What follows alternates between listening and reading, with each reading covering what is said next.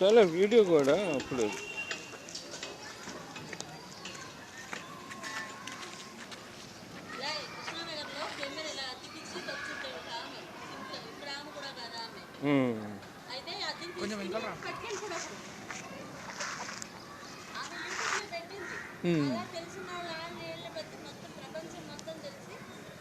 పట్టుకుని మాట్లాడతా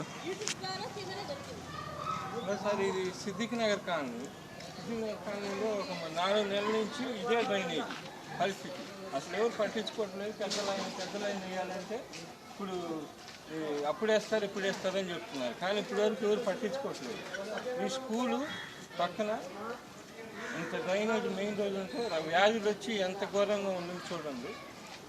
దయచేసి మీరు అందరూ ప్రభుత్వం దృష్టికి తీసుకెళ్ళండి విషయాలు. ఓకే.